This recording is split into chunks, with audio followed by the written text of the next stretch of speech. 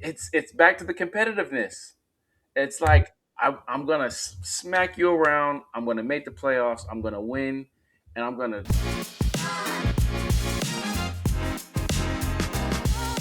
Hello, hello, hello. My name is Armin, and welcome to the Credible Commish, a series celebrating the backbone of fantasy sports, the commissioners who run their leagues the right way. We've got Kris in the building. He is the social media director for the Fantasy Football Expo. What's going on, man? I'm blessed. I'm blessed. Thank you for having me. How are you? Oh, I'm doing great. I'm doing great. It's nighttime. A lot of times I'm recording this during the day, but the wife's holding down the kids, getting them to Yes. bed, so letting me do my thing here. I'm very blessed as well. Shout out to her, team player. That's why she got a ring. Yeah, man. No, I feel like I got the ring. There you Uh, go. but but yeah, correct. man. Correct answer. First off, on this show, we love to get to know the person behind the commissioner. hmm Um, so Kris, tell us, where are you from? Who is your team and why? I am originally from the Monterey Peninsula, a small city called Marina, California. I lived there most of my life. I did spend summers in Detroit, Michigan, with my father. So every summer he would fly me out. So I got to see like the nice Monterey Peninsula life. But then for 3 months, I got to see the city and the streets of Detroit. So it really kind of helped Oh, mold me who I am. About 27, 28 years old, I moved up to Sacramento, and I've been here ever since. So I've been here for about 14 years now. wow, man, nice. You got a little bit of two different worldviews. Yes. So who's your team? You know, I have two. I always used to laugh at people who have two. I was born and raised a Detroit Lions fan. I had no choice. Plus, it's easy to root for Barry Sanders. Oh Um, yeah, but when I started playing Pop Warner, I was a quarterback slash running back slash receiver. So all the kids called me Cordell Stewart, who is known as oh Slash. And I yeah, became a Steelers fan probably in the seventh grade, kind of around maybe 11, 12 years old. And I've been rooting for the Steelers ever since. But okay. honestly, I'll be honest with you, Armin, since I've been playing fantasy football, probably for the last 7 years, I care about my fantasy squad more than I care about the Steelers. I totally understand. Fantasy is such a great game. Mhm. We love doing it. Um, a lot of people, remember football through fantasy. So, speaking of which, what is your earliest football memory? Earliest football memory, probably when I think the Buffalo Bills lost that first Super Bowl to the Cowboys. Except they Ooh. lost four consecutive, but I Oh think they yeah. lost to the Cowboys back to back.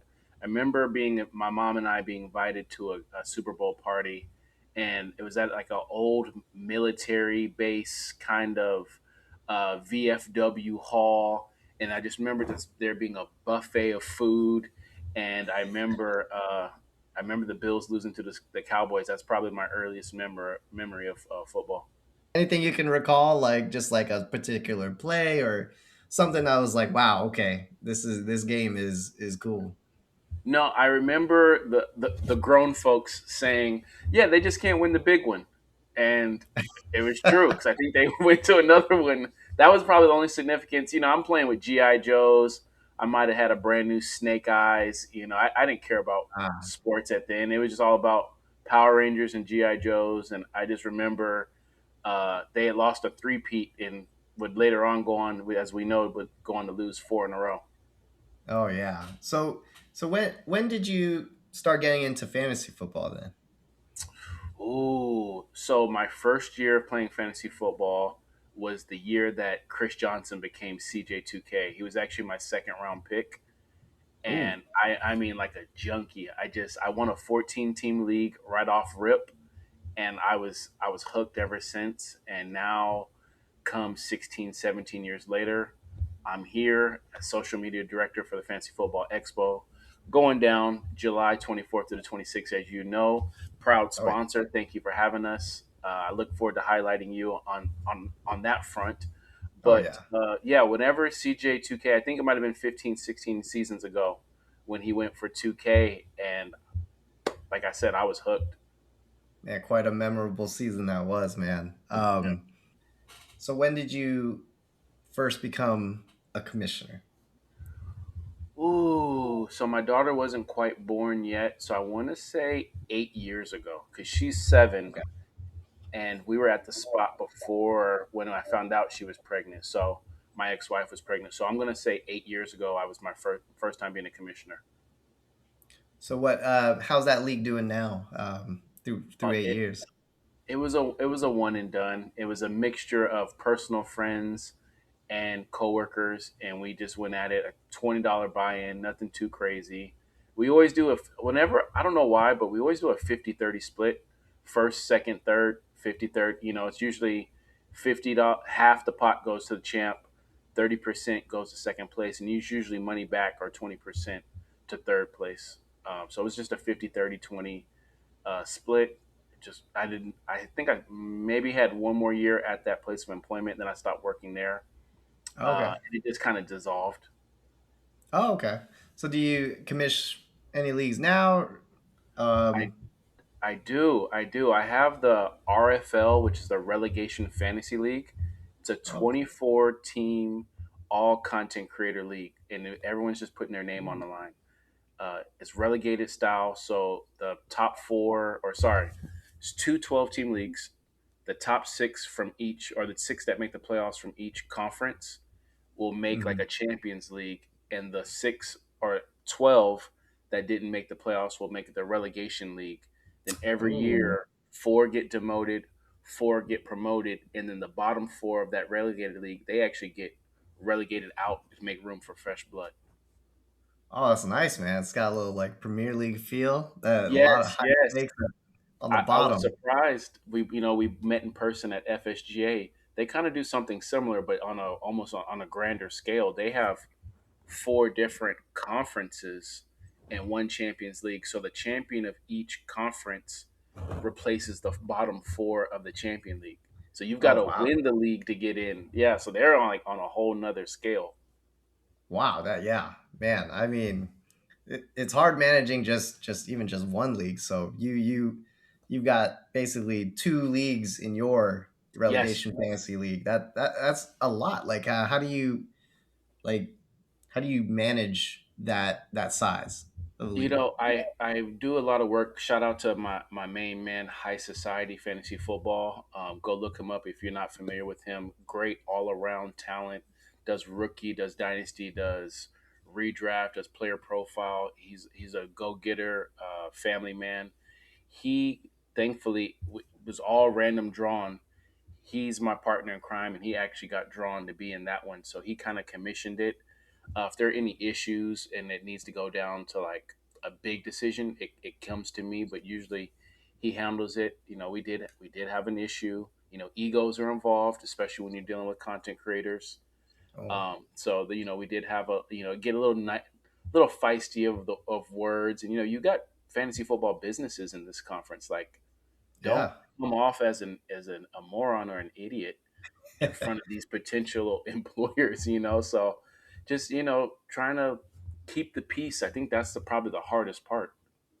Hardest, yeah, for sure. So let's dive into that a little more, right? Like a question I like to ask on this show is like, have you had any big league controversies or drama? And in the sense we wanna help educate the audience. Like, how do we handle these things? So can you dive into that a little bit? Oh man, I mean, where do you begin? I've done leagues where people haven't been paid.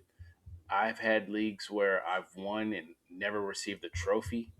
um, Ooh, Sour trades has to be at the top of it, especially when there's no veto.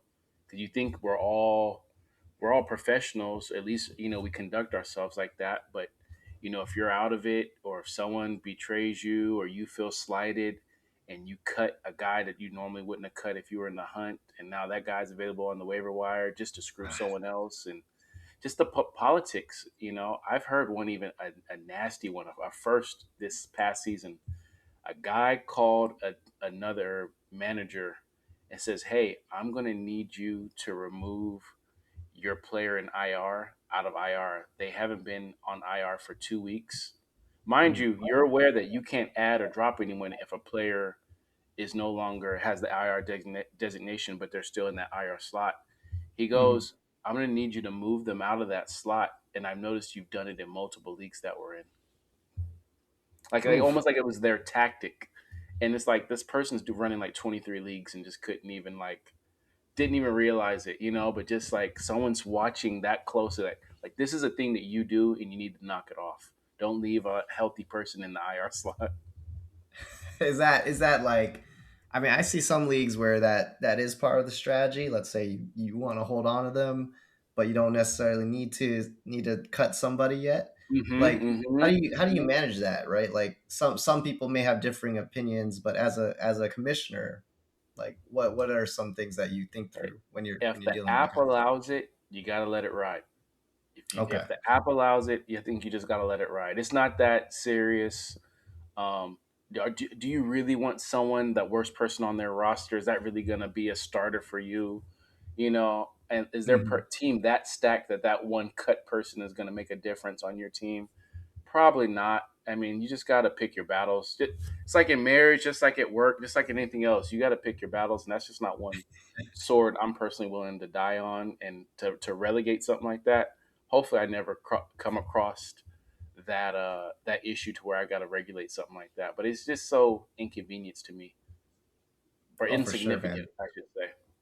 Oh, yeah, right.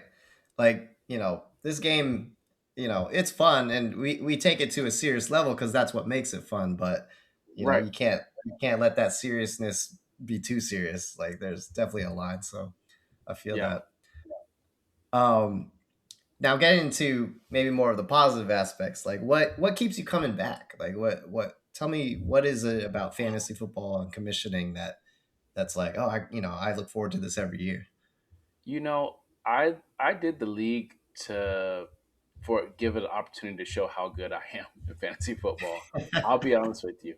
I you know I want to get to a space where fantasy football content creators are actually recognized as players and not Hmm. so much have to create content, but more or less can play the game. Just like Ninja plays Fortnite or Mike Moneymaker plays poker. I want one day want to be a sponsored player. That's what I would love to do.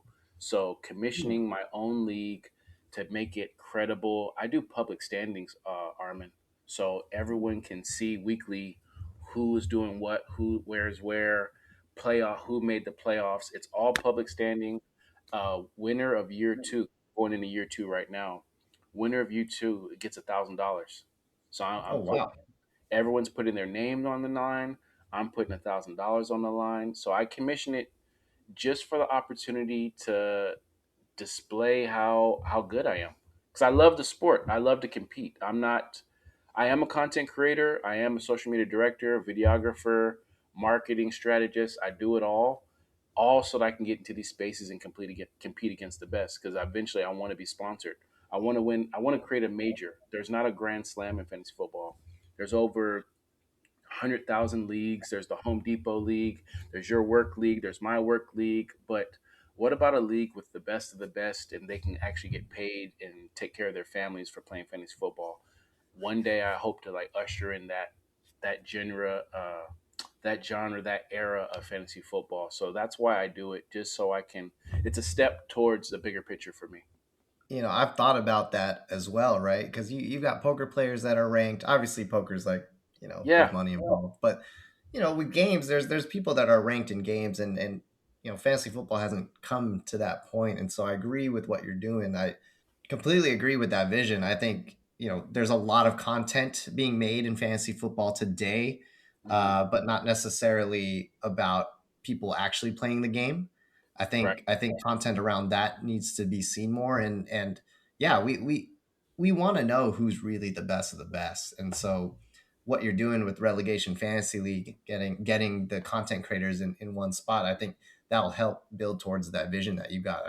Can you share more about anything else you got going on in that space, like with your vision and things like that? Yeah. So eventually, I do want to come up with my own app. I'm probably 4 to 5 years away from that. So, and it's about taking baby steps. You got to be comfortable selling CDs out the trunk of your car, or even giving them away for free to strangers at the gas station before you can start selling your CD for $5. I know that's a bit dated because we're in a streaming era, but there was a point in time where you would go to the gas station and a rapper would have their CD for free, would hand out their CDs for free in the mall, or sell their free CD for $5 to $10, or accept donations. So it's just baby steps. Working with the expo is giving me a great opportunity to learn the business side and also just make connections, and also just to kind of spread my wings as a social media director. Um, so like I said, it's just all part of the bigger plan. I guess you could say phase one, if you want to get Hmm. technical. It's a part of phase one, and I'm thankful for it. I did have a destination draft, for 4 consecutive years in Las Vegas. I Oh, nice. held a draft at Top Golf. It was a 12-team league. Then that evolved into two 10-team leagues at Trustworthy Brewing Company, which is the only brewing company on the Las Vegas Strip. Oh, wow. I had 20 pages come out for that. And then we did do two 12-team leagues. Oh my gosh. Ellis Island. Great, Oh, great. I've been there. One of the most underrated spots, and they renovated it. So it looks so amazing. Shout out to them for having us back to back years. But I had 24 pages. I had the grill master or pit master for the Las Vegas Raiders. He was in, or yeah, Las Vegas Raiders. He was in that league. Just a bunch of unique personalities. One guy who lives in LA, his name is Fantasy Football State of Mind. Shout out to Rob. Shout out to Ooh. Dom. They give advice to the not Las Vegas, the Los Angeles Dodgers. So Oh, I've wow. got had like some major players come and who are doing big things come and support. So commissioning that was different because it's a destination draft. Having people say they're going to drive up from LA or from San Francisco and no show the day of, and you've got to scramble to find replacements. Yeah. It wears on you. Then eventually I was just like, you know what? I'm investing too much money in this all you can eat, all you can drink live drafting event. Why not just go remote with it and then just offer $1,000? And that's just what I ended up deciding to do last year, and that was the first year. I did win my conference, by the way. I went 14-2. There you go. You gotta let them know, man. You gotta let them know. Just a little bit. That's awesome. I think that's pretty cool.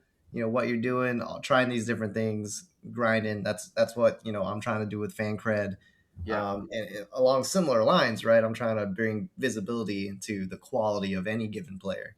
And yeah, so, I think we're both kind of got that same mindset, and let's just keep grinding, man. yeah. Um, so, like you mentioned, right?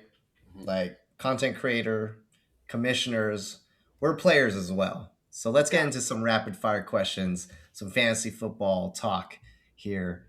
I'm ready. Rapid fire. Who's your QB1 this year? Josh Allen. Josh Allen. Who's your Dark RB1? dark horse, Trevor Lawrence. Ooh, I like that. I like that. Who's your RB1? Bijan Robinson. He Bijan. was so good for me last year. I can't turn my back on him. Got no reason. It seems like he's just going to get better with that new coaching staff. Yep. Wide receiver one. Mm, I'm gonna go JSN. I'm gonna go with your boy JSN. Ooh, there you go, right there. JSN, buddy. Um, who is on your do not draft list? Ooh, who won't I draft? I'm gonna go with the shocker. Puka Nakua. Ooh, hey, Yeah. I don't think that's much a shocker as you think it is, but it is. It is, but it also yeah, it makes sense.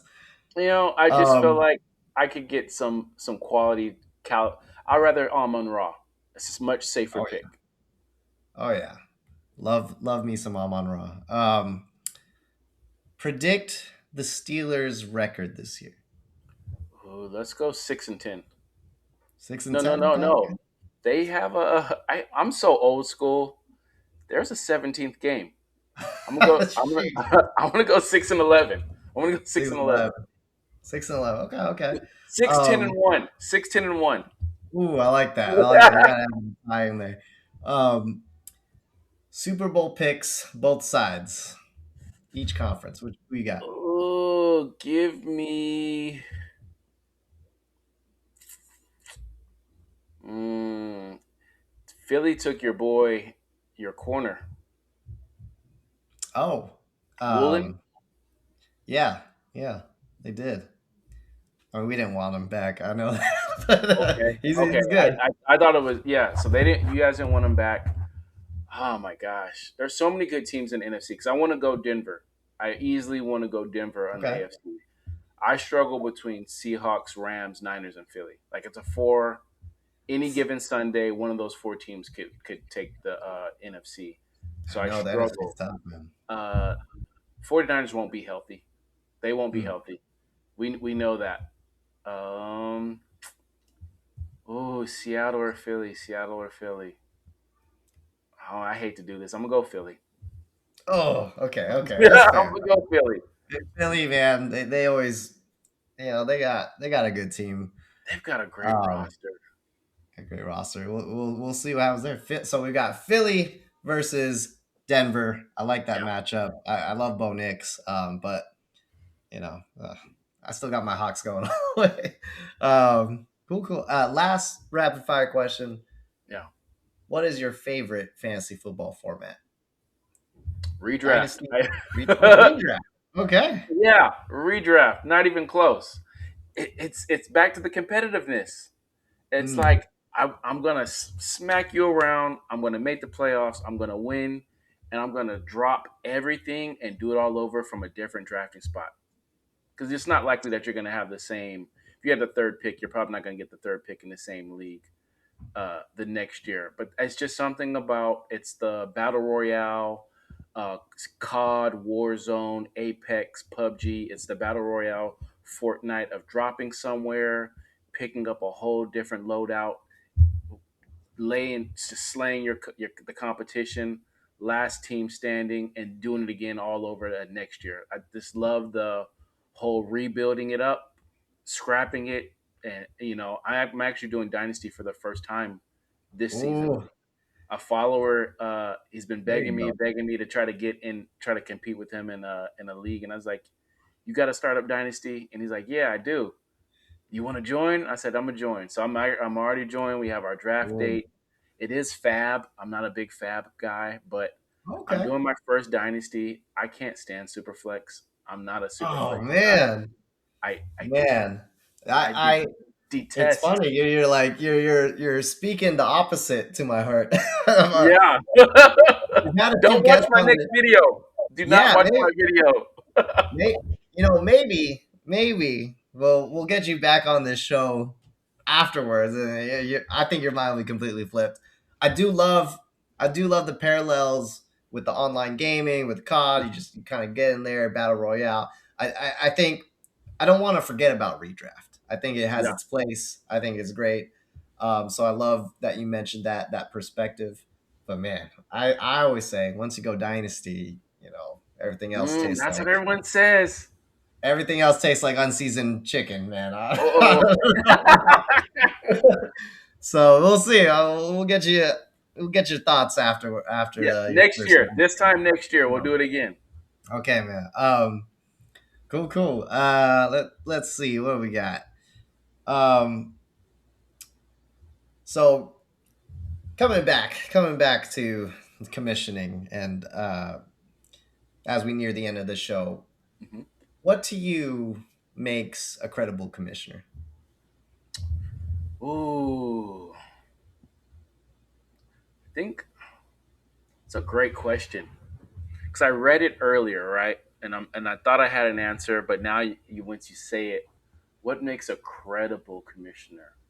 I think someone who's accountable for everything. You know, you someone who's detailed oriented. If you can be detailed, you let people know off the bat. If there's something sneaky, like let's say unconventional, like a third round flip. I don't know if you've seen that on Sleeper. You can do Oh a yeah, third yeah. Third round, round your reversal. reversal. If that's there, everyone needs to know. If it's fab, Mhm. everyone needs to know. The best communicator is the best commissioner. I like that. I like that. Completely agree. Um, what is your setup like? How do you make it easier to run your leagues? Oh, I do a whole graphic for it's almost like a menu, like a wedding menu. I've got one quarterback, two running back. I make it look good. I do the points so everyone is in the know, and I send it to everyone. So there's no, oh, I didn't know it was waivers, or I didn't know only six made the playoffs, or four made the playoffs, and the next two with highest points, whatever type of different thing that there may be, or this is half PPR. This is not full PPR. I want it Mhm. all the roster settings and drafting style and points scored. I will personally go into Canva and put something together and send it to everyone just so that we're all on the same page. There's no I didn't know. You can't play the victim with me. You can't, because you know. I make sure that you know. I love that, man. You mentioned the best communicators are the best commissioners.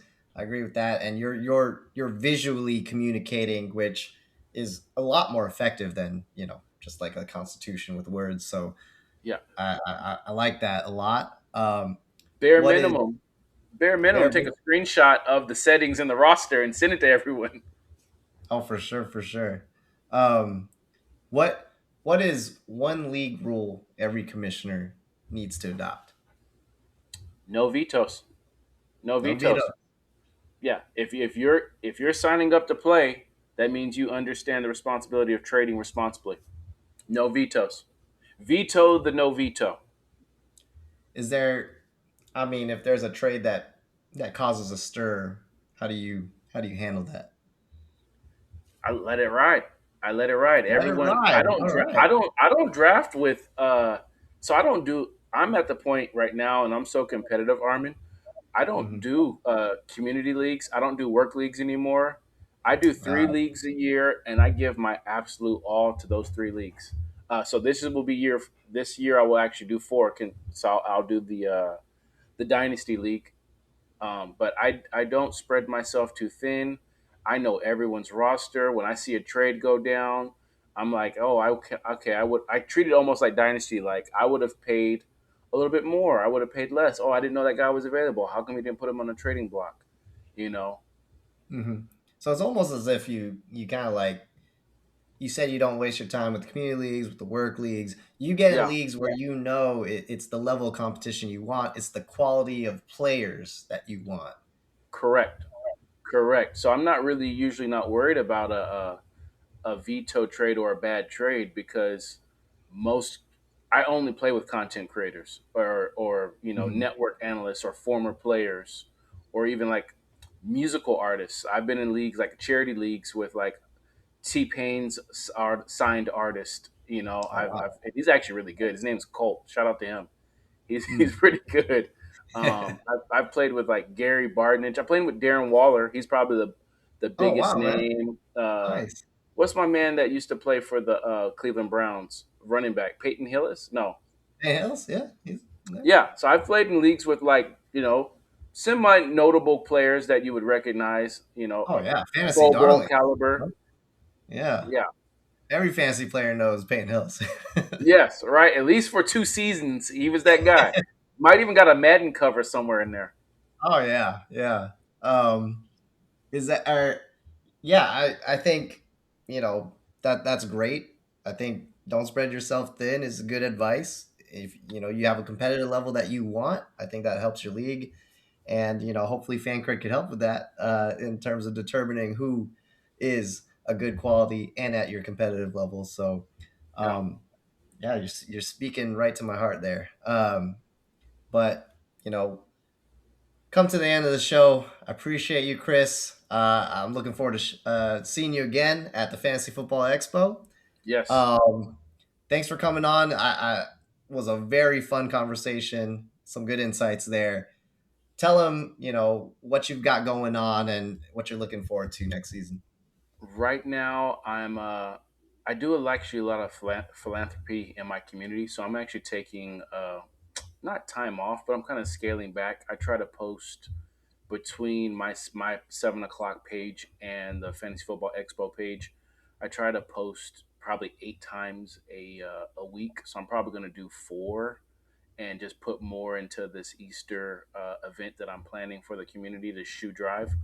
I'm looking forward to possibly starting my own media company a little bit leading up to the expo and possibly a fantasy football clothing line. I've been dabbling with Ooh, some things and hey.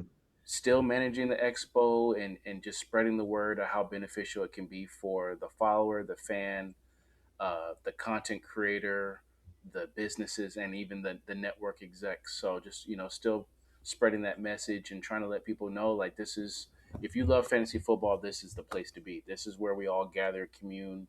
It's a big barbecue surrounding fantasy football where you draft.